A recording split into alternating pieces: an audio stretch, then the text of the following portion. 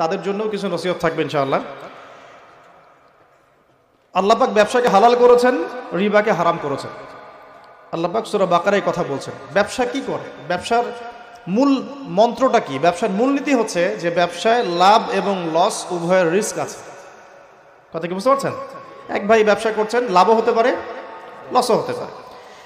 যখন আমরা রিবা মুক্তভাবে একটা ইসলামিক অর্থনীতি প্রতিষ্ঠা করব, তখন ব্যবসাভিত্তিক ইসলামিক অর্থনীতি যখন চলবে, তখন ক্যাপিটাল বা সম্পদটা এক হাত থেকে আরেক হাতে সার্কুলেট হতে থাকবে। মনে করেন আমরা ব্যবসা করছি একটা মার্কেটের মধ্যে, ছোট করে বোঝাই, একটা ছোট্ট মার্কেট, ছোট্ট বাজার, এখানে সবাই ব্যবসা করছি। এই ব্যবসার মধ্যে কেউ লাভ করবে, কেউ লস করবে। যে ব্যক্তি লাভ করবে, লাভ করে আস্তে আস্তে আস্তে ধনী হবে, যখন তার ধন নিসাব পরিমাণ সম্পদ অতিক্রম করবে, তখন তাকে যাকাত দিতে হবে। এতে করে সমাজের যে অংশের মানুষের হাতে সম্পদ নাই, সে অংশের মানুষের কাছে যাকাতের মধ্য দিয়ে সম্পদ যাবে, সম্পদ সার্কুলেট করবে সমাজে। আজকে আপনি লাভ করবেন, তখন আল্লাহ রাব্বুল আলামিন ওই মার্কেটের উপরে, আল্লাহ রাব্বুল আলামিন ওই মার্কেটটার উপরে আর রাজ্জাক, তিনি যাকে ইচ্ছা ধন দিবেন, যাকে ইচ্ছা গরিব করবেন। মানে সম্পদ বন্টনটা আল্লাহ রাব্বুল আলামিন সরাসরি করবেন। তখন বুঝতে পারছি কি?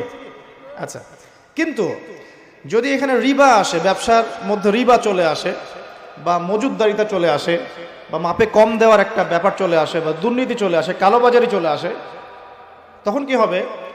সম্পদটা মার্কেটে আর সার্কুলেট করবে না, কারণ সুদের মধ্যে লাভ লসের কোনো রিস্ক নাই। হ্যাঁ, লাভের রিস্ক, লাভের একটা অংশ আছে, লসের কোনো রিস্ক নাই। আপনি 100 টাকা দিয়েছেন, 110 টাকা পাবেন এক বছর পর।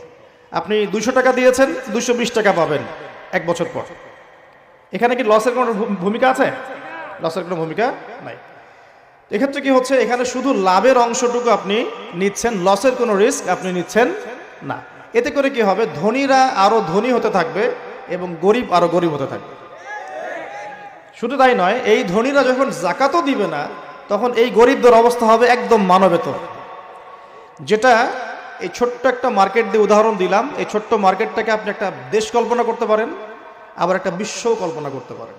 পুরো ওয়ার্ল্ডে এই ইকোনমিক সিস্টেমটা এখন চলছে, সুদভিত্তিক ইকোনমিক সিস্টেম। আমি কি বুঝাতে পারছি ভাই?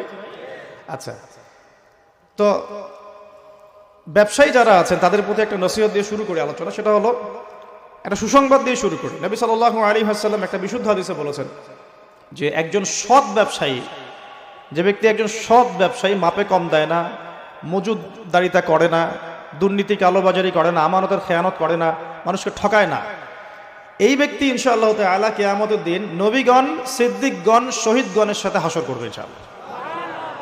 তাহলে ব্যবসা করে জান্নাত পাওয়ার সুযোগ নাই? আচ্ছা, ধন সম্পদ অর্জন করতে কোনো অসুবিধা নেই, কিন্তু ধন অর্জন করে ওসমান গনি রাদিয়াল্লাহু আনহুর মতো মন মানসিকতা লালন করতে হবে। ধন সম্পদ আল্লাহ পাক দিতে পারেন। যখন আপনি ব্যবসা করবেন, হালাল ব্যবসা করবেন, মাপে কম দিবেন, পণ্য মজুদ করবেন না, ইচ্ছাকৃতভাবে মার্কেটের মধ্যে কৃত্রিম সংকট তৈরি করবেন না। কৃত্রিম সংকট বোঝেন?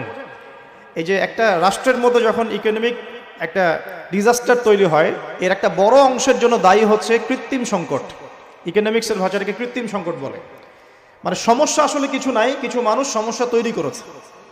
মনে করেন কোনো সমস্যা নেই, ইকোনমি খুব সুন্দর চলছে, কিছু মানুষ তার ব্যক্তি স্বার্থের জন্য কিছু পণ্যকে মজুত করে রেখে দিল, যে মানুষের মার্কেটে যখন ক্রাইসিস দেখা দেবে পণ্যের, তখন এটাকে ডাবল দামে বিক্রি করবে। তো সে মনে করছে এটা দেখো, আমি তো ব্যবসা করছি, সে মনে করছে এটা তো ব্যবসা। প্রকৃত অর্থে এটা একটা প্রতারণা। নবী সাল্লাল্লাহু আলাইহি ওয়াসাল্লাম মার্কেটে গেলেন, পণ্য রাখা আছে মদিনার বাজারে, তিনি হাত ঢুকিয়ে দিলেন, দেখলেন ভিতরের অংশটা ভেজা। ওলামায়ে কেরাম যারা আছেন তারা এই হাদিসগুলো জানেন, ভেতরের অংশটা ভেজা। তো তিনি ব্যবসায়ীকে বলছেন যে এটা কি, ভিতরে ভেজা কেন, উপরে শুকনা কেন? তো সেই ব্যবসায়ী বলছে যে এভাবেই আমি পণ্য বিক্রি করি, যার ইচ্ছা হয় সে নিবে, যার ইচ্ছা হয় সে নিবে না। নবীজি বলছেন সাল্লাল্লাহু আলাইহি ওয়াসাল্লাম, তুমি কেন এটাকে উন্মুক্ত করে দিলে না? মানুষ জানতে পারত যে আসলে তোমার পণ্যটা কতটুকু সঠিক, কতটুকু বেঠিক, বা কতটুকু বিশুদ্ধ, কতটুকু অশুদ্ধ। মান গাশশানা ফালাইসা মিন্না, এই হাদিসটা এখান থেকে এসেছে। তিনি বলছেন যে ব্যক্তি প্রতারণা করে সে ব্যক্তি আমার উম্মতের অন্তর্ভুক্ত না। কথা বুঝতে পারছেন? এই যে কৃত্রিম সংকট তৈরি করে প্রতারণা করেছে, সে কিন্তু উম্মতের নাম থেকে কাটা পড়ে যাচ্ছে। সে কাফের হয়ে গেছে এমনটা বলছি না, সে কিন্তু জালেম ঠিকই হয়ে গেছে, ফাসেক হয়ে গেছে। এখন এখানে একটা শাস্তি আছে, এটা গেল তার ব্যক্তিগত শাস্তি, যে সে উম্মত থেকে ডিটাচড হয়ে যাচ্ছে, মান গাশশানা ফালাইসা মিন্না, সে আমার অন্তর্ভুক্ত না। নবীজি বলছেন একটা হাদিসের মধ্যে সাল্লাল্লাহু আলাইহি ওয়াসাল্লাম, যে প্রতারক যারা মিথ্যা কসম করে পণ্য বিক্রি করে, ব্যবসায়ী মানুষকে ঠকায়, মাপে কম দেয়, কিয়ামতের মাঠে এদের অবস্থা এমন হবে যে এই কানের লতি পর্যন্ত এদের ঘামে ডুবে থাকবে, কানের লতি পর্যন্ত ঘামে ডুবে থাকবে। 3 শ্রেণীর মানুষকে বলা হচ্ছে খুবই ক্ষতিগ্রস্ত কিয়ামতের মাঠে। এক শ্রেণী, তার মধ্যে এক শ্রেণী যারা মিথ্যা কসম করে পণ্য বিক্রি করে। আমাদের আলোচনা এই অংশটুকুর মধ্যে কি ব্যবসায়ীদের জন্য হেদায়েত পাওয়া যাচ্ছে না? আপনি যদি বিশুদ্ধভাবে রাসূল সাল্লাল্লাহু আলাইহি ওয়াসাল্লামের সুন্নাহ মেনে ব্যবসা করেন, ইনশাআল্লাহ নবীজি বলছেন এটাই শ্রেষ্ঠ কামাই, হাতের কামাইটা শ্রেষ্ঠ কামাই। ব্যবসা করে যে হালাল ব্যবসা করে আপনি সম্পদ উপার্জন করছেন, এটা আপনার শ্রেষ্ঠ কামাই, শ্রেষ্ঠ উপার্জন। কিন্তু এখানে যদি কালোবাজারি চলে আসে, মজুদদারিতা আসে, কৃত্রিম সংকট তৈরি করেন, মাপে কম দেন, মানুষকে ঠকান, প্রতারণা করেন, তাহলে নিজের তো ক্ষতি হবেই, ইহকাল পরকাল তো ধ্বংস হবেই, জাতিরও ক্ষতি হবে। জাতির কি ক্ষতি হবে? একটা হাদিস পড়েছিলাম অনেকদিন আগে, আমি এখন রেফারেন্সগুলো মুখস্থ বলতে পারছি না, অনেকদিন আগে পড়েছি। 5টা কাজের কথা বলা আছে, এই 5টা কাজের কারণে 5টা বিপদ নেমে আসে। তার মধ্যে একটা হচ্ছে, যখন কোনো সম্প্রদায়ের ব্যবসায়ীরা মাপে কম দেওয়া শুরু করে, এই যে প্রতারণা করা শুরু করে, তখন আল্লাহর পক্ষ থেকে দুর্ভিক্ষ চাপিয়ে দেওয়া হয়। এখন কি শুনতে পারছেন যে দেশের সামনে দুর্ভিক্ষ? এরকম স্টেটমেন্ট কি পাওয়া যায়? আচ্ছা, একটু রিজনগুলো ব্যাখ্যা করি। আলোচনা তো আমরা অনেক ধরনেরই শুনি, একটু বাস্তবিক কিছু শোনেন। সুবহানাল্লাহ পড়তে হয়, জানেন না? আলহামদুলিল্লাহ পড়তে হয়, জানেন তো? কুরআন তেলাওয়াত করতে হবে, কতদিন বলে আসছি, তাই নয় কি? 5 ওয়াক্ত নামাজ পড়তে হয়, সবাই জানি না? এবং নামাজ তো আমরা মাশাআল্লাহ পড়ি তো, আলহামদুলিল্লাহ। নবী সাল্লাল্লাহু আলাইহি ওয়াসাল্লামের সুন্নতের উপর আমল করতে হবে, এটা জানি তো।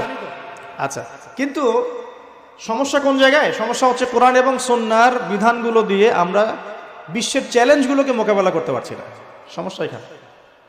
কোরআন আমার হাতে আছে, নবীর হাদিসগুলো আমার কাছে আছে, কিন্তু বিশ্বের ভয়ঙ্কর যে সংকট, যে চলমান সংকটগুলো চলছে, ফিতানগুলো চলছে, এগুলোকে মোকাবেলা করতে পারছি না। বিশ্বটাকে নিয়ন্ত্রণ করছে এখন জায়নিস্টরা, খোলামেলা বললাম, বিশ্বটাকে নিয়ন্ত্রণ করছে এখন জায়নিস্টরা। জায়নিস্ট কারা? সব ইহুদি সব খ্রিস্টান নয়, সব ইহুদি সব খ্রিস্টানকে জায়নিস্ট বলা হয় না। ইহুদ এবং খ্রিস্টানদের মধ্যে যারা একে অপরের বন্ধু, তাদেরকে জায়নিস্ট বলা হয়। 1890 সালের পর থেকে এই মুভমেন্টটা সারা ওয়ার্ল্ডে তৈরি হয়েছে, এবং এখন 2022 সালের দিকে এসে বিগত প্রায় 50, 60, 70 বছর থেকে বিশ্বের বড় বড় প্রত্যেকটা ডিপার্টমেন্ট এরা নিয়ন্ত্রণ করছে। মিডিয়া ওদের হাতে। আপনার এই যে ইন্টারনেট সেকশনগুলো, আপনি যত অ্যাপস ইউজ করছেন, সার্চ ইঞ্জিন ইউজ করছেন, স্মার্টফোন ইউজ করছেন, সফটওয়্যারসগুলো ইউজ করছেন, সব কিছু ওদের। প্রযুক্তি, যত বড় বড় প্রযুক্তিগত প্রতিষ্ঠান আছে, সব ওদের। মিসাইলস, যত নিউক্লিয়ার মিসাইলসগুলো আছে, পাশাপাশি পারমাণবিক এবং থার্মোনিউক্লিয়ার বলে, নিউক্লিয়ার এবং থার্মোনিউক্লিয়ার যত অস্ত্রগুলো আছে, বেশিরভাগই ওদের কাছে। পৃথিবীর সবচেয়ে দামি সম্পদ এখন হচ্ছে ব্ল্যাক গোল্ড, অয়েল বলা হয়, এটা সবচেয়ে বেশি রিজার্ভ ওদের কাছে আছে মাটির নিচে। আমেরিকার মাটির নিচে এত বেশি তেল আছে, যেটা দিয়ে সে আগামী আরো 20 বছর চলতে পারবে, যদি পৃথিবী থেকে তেল চলেও যায়। আমেরিকা কি তেল উৎপন্ন করে? কোত্থেকে নেয়? কোত্থেকে নেয়?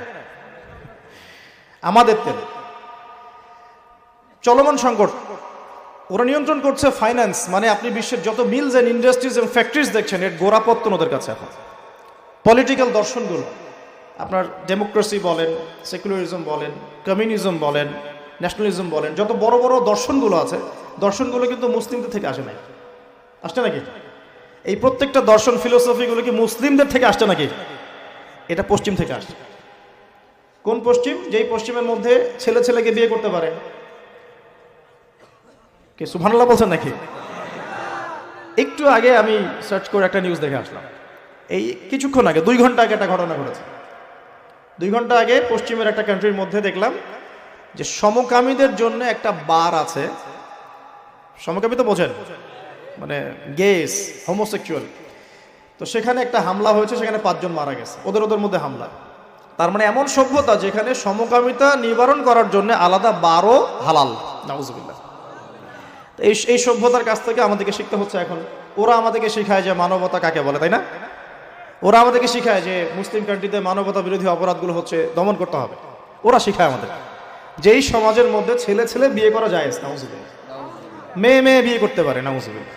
জেনা তো ওপেন, যে যার সাথে ইচ্ছা জেনা করতে পারে। পর্নোগ্রাফি ওদের জন্য পর্নোগ্রাফি ফরজ, ওদের জন্য পর্ন ফরজ। সারা বিশ্বে 92 বিলিয়ন ডলারের ব্যবসা করে ওরা পর্নোগ্রাফি দিয়ে। এই যে মুভিজগুলো ছড়িয়ে দেওয়া হচ্ছে না, এগুলো বিজনেস, এর পিছনে আছে ব্যবসা, অর্থ, মানি।